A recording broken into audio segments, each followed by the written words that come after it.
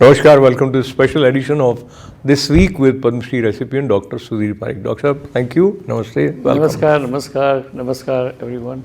So as I said, thank you. I was reminded that now we are in the mood of observing Thanksgiving Day. So the day when there are several reasons for us to be thankful. If you reflect this year, what is it that you consider are the most important 3 points for which you are thankful? Well, Thanksgiving is my most favorite holiday because there is no kind of string attached to any religion, any tradition, any culture. It's just thanking everyone for the things that they did good for you. And I think Thanksgiving is a great thing, and in 2023, I'm very thankful that COVID is over. Pandemic is gone almost. Now COVID is like a common cold. One should not worry about it. As a doctor, I'm saying it. So, and everyone got vaccinated, and there is a treatment for that called Paxlovid. So, one should not fear for COVID anymore.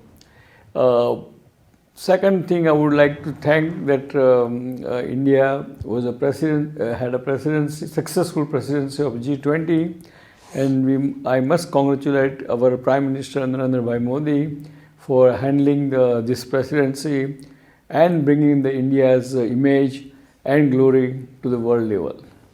And third thing, I'm very thankful that India has progressed well. A lot of new investments are coming in India. Today I just heard that Tesla has signed the agreement that they are going to sell the EV to Indian market, and in a couple of years they're going to start doing some kind of production, some part of the EV production in India, and that leads to the very jump in even Tesla stock. So I think it's all good thing, and let's thank God for whatever He's doing it for us. Absolutely. So there are multiple areas. If you have the eye to appreciate, then you find where you are grateful. And talking about grateful, space as well as a little bit of confusion sometimes, and there are many apprehensions coming up due to the arrival of artificial intelligence. Recently, the company which CEO Sam Altman, he was shown the exit door by the board members. How do you see this development at such early stage in the evolution of AI? But I think he showed door, if I'm not incorrect, shown door by director of board, but I think he was already accepted by Microsoft. That shows that Microsoft can recognize its value, and it's a big asset for Microsoft. And I think artificial intelligence is a way to go probably in next few years or next decade. And nobody can kind of escape from that. So I think artificial intelligence here to stay. It will change, or it will disturb the normal way we are working in the internet or in the digital area. But hopefully it will be much better way of working. But only thing I would like to see that the government should regulate the whole thing, because if you don't regulate this thing, then there is a lot of opportunity for the bad characters to cheat the people and community. I think that has already started happening, and there is one thing which is a side sort of growth from OpenAI is deep fake videos. So there was one video going around where a heroine's face was pasted on another lady. The same way there is some video going around where Prime Minister Modi is shown saying something which he didn't say. But so it will be very difficult even with regulations to check because you are offering these kind of facilities. So if I get into the Hindi muhavra, Dr. हमारे कहते हैं बंदर के हाथ में उस्तरा दे दिया. So there are many people who don't know how to deal with AI. It's going to be a complex situation. I agree with you, but after saying or agreeing with you, always whenever there's a new technology comes, there's always this fear and this and rightful fear, but we should deal with that with the strict regulations. I mean, today only they announced multi-billion penalties to a lot of cryptocurrency characters, those who cheated public. So that shows that this is a part of the life, and hopefully our regulator do their work properly. We should be vigilant, and the bad character can stay away from it. Yeah. Or even if they are there, they should be caught and punished. So talking about regulations, and of course different nations and leaders would weigh in on their way of approaching it. But as a layman, when you look at, you do not actually have YouTube being regulated properly. When there were occasions that they had live telecast of some people being beheaded, etc., and all those gross things, there was nobody to check it. And in this another platform now, which is X, that Twitter, there is no proper, I think even the companies themselves, either they project it like that, but they don't know how to streamline and... Well, I agree probably. I think what you're saying has a lot of validity or truth to it. But again, you cannot stop new technology, new invention, and you have to deal with it as it comes. Just like we did with the cryptocurrency. With a lot of people got cheated, a lot of people went bankrupt, a lot of people lost a lot of money, but still crypto is here, and those who went cautiously, they survived, and those who went gung-ho, they got slaughtered. So that's how world works. So the way world works, I'll just bring another reference related to AI, that is about the impact on jobs, and there are a lot of people expressing their concerns that it may cut a lot of jobs, and you see that the way it gives you the output of a proper, well-structured, well-researched article, etc. So writers, journalists, they will have either advantage of it or certain disadvantage of it. And the same for the video industry also. So overall, how do you see? You are very much optimistic about its impact on our day-to-day life as far as economy? I think I'm very optimistic, because half of the fear, it's not valid or not sustainable. Because see, in 1950, penicillin was invented, penicillin antibiotic was invented in 1950, which is about 73 years ago. And when they invented penicillin, they thought that all the infectious diseases are gone. But even after 73, there is still more infectious disease like COVID and everything is still there. So it's not, that fear is wrong, that artificial intelligence will take away a lot of jobs, people will be out of job, and so blah, blah, blah. So say for example in medicine, even artificial intelligence can diagnose the patient's disease, but they need a doctor in person to interpret that diagnosis and to apply to particular patient, because certain test results doesn't mean that something is wrong. So I think the worry is too premature, too early. So let's hope for the best. Absolutely, and hoping for the best, moving towards India. And while we all were hoping for the best that India will win, but in the finals Australia has taken the championship. But in the aftermath of it, and as you are aware, Prime Minister Narendra Modi was also present at the stadium, and he did meet the players and console them also and encourage them also. But Congress and some opposition parties have come up with the word, you probably are familiar, some of our viewers might be, panoti. So they say the presence of Prime Minister acted as panoti.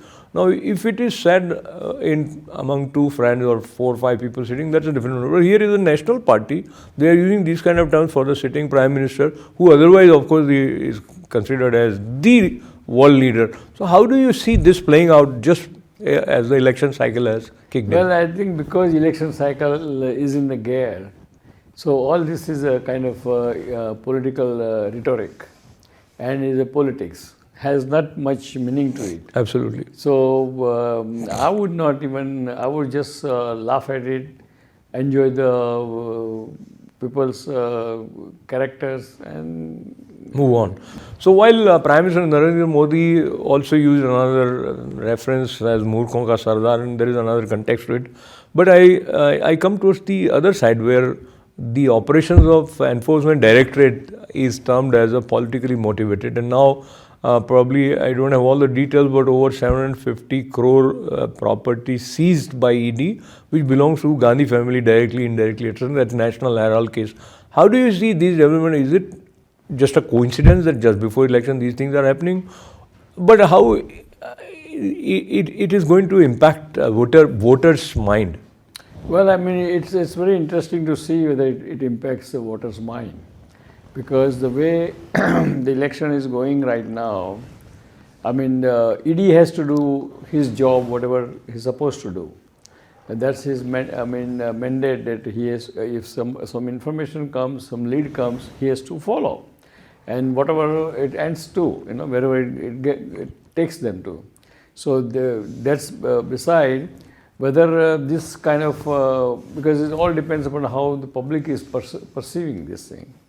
If public is perceiving that this thing that ED is doing honest thing and going after right people, then of course it will impact the election, and it will affect the election, and then it will be helpful to BJP. But if public perceives that this is only one-sided exercise, then it may not perceive that perception, if they have, whether right or wrong, that optic can lead to no impression or no change in. Right. So based on the kind of image which Prime Minister Modi have so far, Right. and he's considered cleaner than the other guys. So Right. Whatever Prime Minister, I mean, if people, I mean, of course people do, because Prime Minister has 70% popularity, so people do believe that Prime Minister is very trustworthy, very believable, very genuine Prime Minister for the country, right?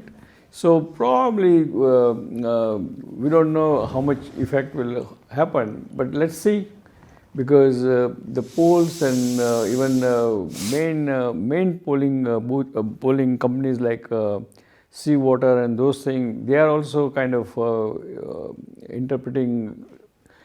predicting something different. So let's see what happens. Everything is in air. We don't know who is right, who is wrong. And we have seen in the past a lot of polls prediction goes wrong, and a lot of poll prediction went perfect. So wait for another couple of weeks and we'll know. absolutely. And way you see the images where the road rallies with Prime Minister Modi in different cities, especially I'm looking at Rajasthan right now, and he was received very well, and a lot of people and all that positive vibrations, so to say.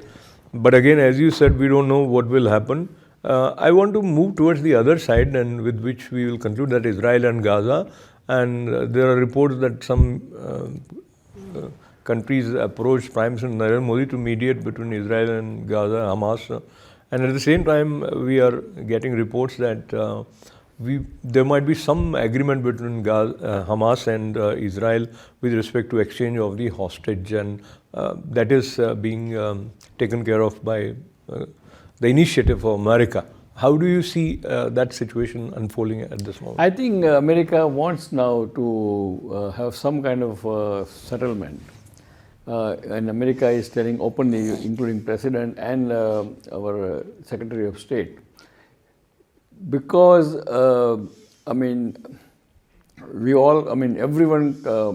condemned the Hamas, its activities and so forth. They are terrorists, right? But in the same token, lots of people die. A lot of innocent people died. A lot of children died, right? And a lot of, both sides I'm talking about. A lot of property got damaged. And we don't know. So there has to be some kind of long-term solution to this problem. Absolutely. By just having a short-term winning or losing has no meaning in the diplomacy, in diplomatic way, because it has a lot of repercussion for Taiwan and China again, Right. and Ukraine and Russia again, and and whatnot. So I think USA has changed its posture a little bit, and what they are saying is, our government, that there should be a ceasefire, maybe temporary, but there has to be, so that people can get settled, and humanitarian aids can be given to the civilians, both sides. Because we hear everything about Gaza right now, but if you hear some Arabic big TV channel, national channel like Al Jazeera, they're saying a little different story. Absolutely. Yeah, so we don't know who is right, how much they are right. But I think it's a good idea to pause, let hostages get freed, and then so whole thing gets calmed down, and cool head will prevail, and we'll come to some kind of long-term solution. Wonderful. And on that long-term reference, we come to the short-term time moment to say goodbye, and thanking once again on Thanksgiving Day, and your parting words for our viewers. Well, dear friends, happy Thanksgiving to all of you, all my viewers of ITV Gold. We are very happy and very thankful that we all are relatively healthy people. Our life is very fruitful and very productive. Our children are doing well. Everyone's children are doing very well. So keep it up, help each other, and thank each other. The whole idea about Thanksgiving is appreciate other person who did something for you, or who did not do anything, but appreciate a positive character of the other persons. And if you do that, then I think life is worth living. So after saying that, God bless America, God bless India, God bless Indian American, and I would like to say again happy Thanksgiving before I leave. I would like to again say that happy Thanksgiving, and I love you all. Thank you.